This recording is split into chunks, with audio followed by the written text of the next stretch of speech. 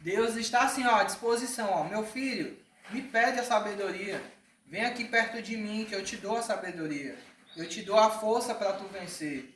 Eu te dou a força para tu passar pelas dificuldades. A força para tu não cair no pecado, né? Deus está assim, ó, só esperando nós nos achegarmos a Ele, chegar e pedir para Ele, Senhor, eu estou precisando disso, né? Estou precisando da tua ajuda. Estou precisando da tua força. Estou precisando da tua coragem, né? E Deus está assim, ó, para nos dar de graça, né? Para nos dar de graça. E eu queria ler mais um verso com vocês. João 17. João 17, verso 3.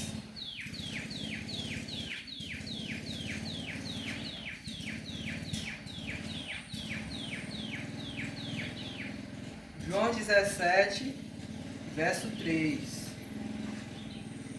Que diz assim, ó. E a vida eterna é esta, que te conheçam a ti, o único Deus verdadeiro, e a Jesus a quem enviaste. Então, para que a gente seja remido, para que a gente seja transformado, nós temos que conhecer a quem? A Cristo. Temos que conhecer a Deus e conhecer a Jesus. Afinal de contas, é Ele quem nos molda, é Ele quem nos transforma, é Ele quem muda o nosso caráter, né? E como que eu quero mudar uma coisa que é ruim em mim se eu não busco a Deus? Se eu não tenho amizade com Deus? Se eu não tenho intimidade com Deus, né?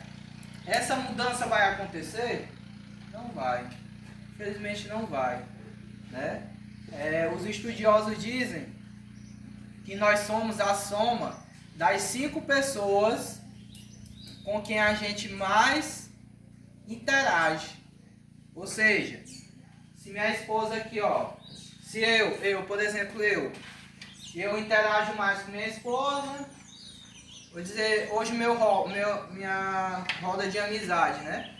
É minha esposa, é o Aquiles, é a Tamara, o seu Daniel e a Ana, né? São as 5 pessoas que eu mais interajo, né? Então, eu vou ficar parecido com quem? Com eles. Com essas 5 pessoas, né? Com essas 5 pessoas. A ciência fala isso, que eu vou ficar parecido com essas 5 pessoas. Assim também é com cada um de vocês. Quem que vocês mais interagem na vida de vocês? As 5 pessoas que vocês mais interagem, vocês vão ficar parecidos com essas pessoas. E aí, essas pessoas, elas têm direcionado você mais para próximo de Cristo ou para distante de Cristo? Né? É uma coisa que a gente deve refletir. As pessoas que eu estou convivendo estão me aproximando de Deus ou estão me afastando de Deus? As conversas que eu tenho com as pessoas que estão ali ao meu redor são conversas que me aproximam de Deus ou me afastam de Deus? Porque a gente vai ser moldado por isso, né? E será se Deus, ela está entre essas 5 pessoas? Né? Será se Deus está entre essas 5 pessoas? Né? Porque nós também temos que ter um relacionamento com Deus. E tem que ser o primeiro, né? Tem que ser o primeiro lugar. Porque se a gente não tiver um relacionamento com Deus, a gente vai continuar da mesma forma, ou até pior, né? Ou até pior. Então nós precisamos desse relacionamento com Deus. Eu queria ler uma citação aqui para vocês, que diz o seguinte, ó. A ciência da redenção é a ciência de todas as ciências, o que constitui o estudo dos anjos e de todos os seres dos mundos não caídos. O tema que ocupa a atenção do nosso Senhor e Salvador, o qual se acha incluído no propósito original da mente do infinito. O propósito que desde os tempos eternos esteve ocultos e que será o estudo dos remidos de Deus através dos séculos infindáveis. Esse é o mais elevado estudo no qual deve uma pessoa se envolver, como nenhum outro estudo.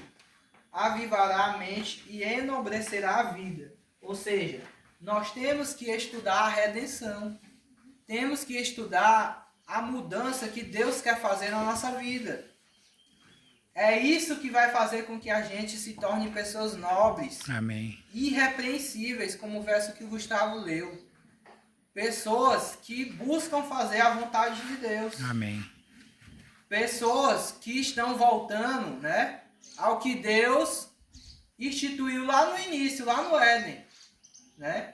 Pessoas que querem fazer o bem. Pessoas que não querem pecar. Pessoas que não querem buscar o seu próprio interesse, mas o interesse de quem? De Deus. De Deus. Né? E eu queria ler esse verso aqui que cita para vocês, que é Romanos 16, 25. Que diz assim, ó. Ora, aquele que é poderoso para vos confirmar segundo o meu evangelho e a pregação de Jesus Cristo, conforme a revelação do ministério guardado em silêncio nos tempos eternos, é que agora se tornou manifesto e foi dado a conhecer por meio das escrituras proféticas, segundo o mandamento do Deus eterno para a obediência por fé entre todas as nações. Ao Deus único e sábio seja dada a glória por meio de Jesus Cristo pelos séculos dos séculos. Amém. Amém. Amém. Né? Então o evangelho ele foi manifesto em quem? Em Jesus. Em Jesus. Jesus ele veio para cá para mostrar para a gente como a gente deve viver para a gente chegar aonde? No céu. Né? Jesus veio para a terra para nos ensinar a viver e a nos ensinar como nós devemos chegar no céu. E o que ele fazia? Ele tinha comunhão Com Deus. com Deus. Ele tinha um contato íntimo com Deus. Ele tinha momentos de oração. A Bíblia diz que ele ia para a igreja e ele lia as Escrituras. Jesus pregava. Ia para o monte. Jesus abençoava as pessoas. Essa é a forma que a gente deve viver. Amém. Se a gente quer ir para o céu, a gente tem que viver assim. Assim como Jesus viveu. Quando a gente for fazer alguma coisa, a gente tem que pensar, será se Jesus faria isso? Né? Será se Jesus comeria isso, beberia isso? Será se Jesus teria essa atitude? Quando a gente começar a pensar assim, aí a gente vai começar a viver o quê? O céu. O Evangelho, viver o céu aqui Na terra. na terra. Porque a gente só vai para o céu quando o nosso caráter... A gente só vai para o céu se o nosso caráter estiver semelhante ao caráter de quem? De Cristo. Né? Então nós temos que começar a refletir sobre isso na nossa vida, em todas as nossas ações. Né? Todas as nossas ações a gente tem que pensar, será se Jesus faria isso? Né? E fazer como Jesus fez ou faria. Né? E eu queria ler o último verso com vocês, que é Atos, capítulo 4, verso 11 e 12. Atos, capítulo 4, verso 11 e 12. Que diz o seguinte: Este Jesus é pedra rejeitada por vós, os construtores, a qual se tornou a pedra angular. E não há salvação em nenhum outro, porque abaixo do céu não existe nenhum outro nome dado entre os homens, para a qual importa que sejamos salvos. A Bíblia diz assim, ó, que Jesus é a pedra angular. O que é a pedra angular? É a base. Jesus é a base, é a pedra principal. Quando a gente vai construir uma casa, quando a gente vai construir uma igreja, a gente tem que fazer primeiro o quê? O alicerce. O alicerce, né? A sustentação, a base, né?